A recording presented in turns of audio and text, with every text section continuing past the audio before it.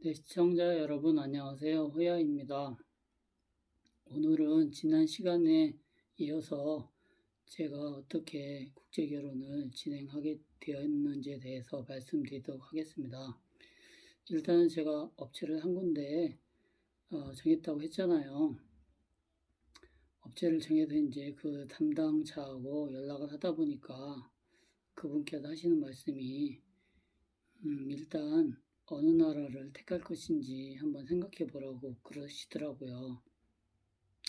그래서 이제 제가 그 말을 듣고 며칠 동안 곰곰이 생각해 봤어요.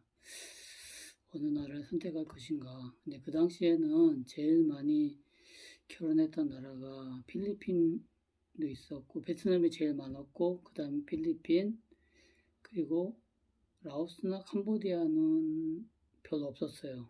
그리고 이제 중국도 많았고, 여기서 말씀드리는 중국은 우리나라 중국 교포가 아니라 조선족이라고 하죠. 그분들이 아니라 중국 한족들이었어요.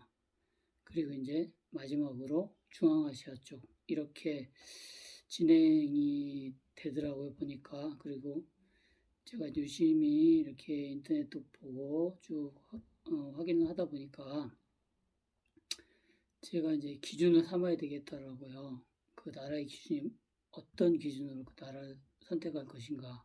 근데 이제 그 당시에 지금은 훨씬 많아졌지만 그 당시에 국제 결혼하면서 이제 저보다 훨씬 선배분들이 계시겠죠. 그분들이 이제 아기를 낳고 이렇게 생활함에 있어서 이제 초등학교 애들이 초등학교 들어가면서 이제 조금 왕따 문제라고 하나 그런 게 좀 생긴다는 걸 알게 됐어요. 언론을 통해서. 왜 그러냐. 좀 생김새가 솔직히 조금 다르잖아요. 우리나라 한국 사람들하고는 애기들이. 그러다 보니까 애들이 좀 왕따를 시키다는 거예요. 그런 게 이제 사회적인 문제가 좀 많이 생겼었고, 그래서 제가 첫 번째로 기준을 삼은 게 피부색이었어요. 근데 이제 제가 뭐 필리핀이나 베트남 쪽을 좀 보니까 거기 결혼하신 분들 이렇게 보니까 이제 솔직히 우리나라 아이들하고는 조금 다르잖아요. 그게 좀 마음에 걸리더라고요. 그래서 그러면 어느 쪽하고 결혼해야 되나 쭉 방향을 잡다가 저기 이제 그 당시 분위기가 이게 중국 교포 조선족들하고는 결혼을 처음엔 많이 했지만 별로 않는 분위기였어요. 왜냐면 이게 사회적으로 그분들에 대한 인식이 별로 안 좋아졌다고 그러나 하여튼 그런 게 좀 쭉 유행이었어요.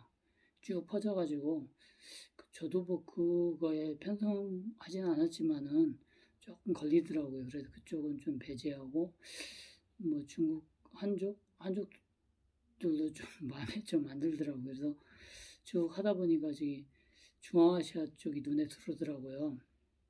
물론 제 전까지는 그쪽 분들하고 결혼하신 사람들이 별로 없었어요. 왜냐하면 거리도 굉장히 멀었고 그런 문제, 문화적인 차이도 좀 많이 있었고 그래서 그런 것 같은데 그러다 보니까 그쪽에 대해서는 좀 등한시했었지만 저 때부터 저보다 한 1년 정도 그 정도 앞서신 분들이 이제 결혼을 시작하시게 됐거든요. 그래서 저도 이제 쭉 보다가 중앙아시아에 고려인들이 많이 산다는 걸 알게 됐어요. 그래서 고려인들도 좀 고려인들은 저 어차피 우리나라하고 똑같은 민족이라고 봐야 되잖아요. 그래서 그분들도 쭉 한번 이게 목록에 올려보고 또 이제 그 중앙아시아 쪽에 현지인들도 한번 쭉 목록에 올려봤는데 물론 이제 거기 가서 선택할 문제지만은 좀 현지인들이 조금 더 끌리더라고. 왜냐면은 외모적으로 봤을 때도 약간 동양하고 서양이 좀 이렇게 합쳐진 형태라고 해야 되나? 뭐 쉽게 말하면은 뭐 터키 쪽이라고 생각해야 되나?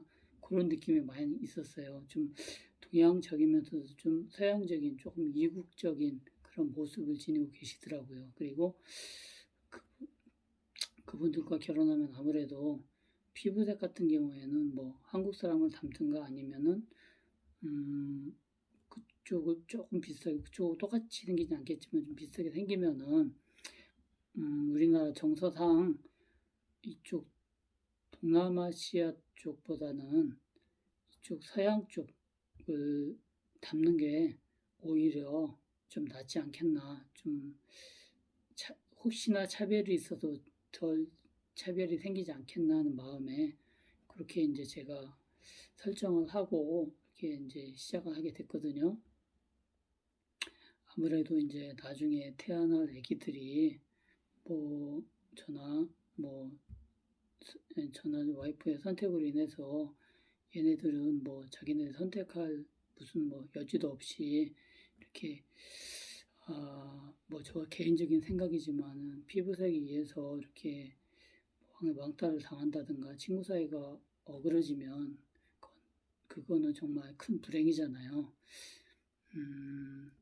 그래서 그렇게 나라를 그 와중에 이제 중앙아시아에도 여러 나라가 있잖아요. 카자흐스탄도 있고 키르기스탄, 뭐 우즈베키스탄, 뭐 요 정도 나라가 있어요. 다른 나라도 있긴 있는데 다른 나라는 선택하기가 힘든 게 뭐냐면 항공편이 거의 없다고 봐야 돼요. 그래서 이렇게 세 나라 중에 한 나라를 선택하게 되더라고요.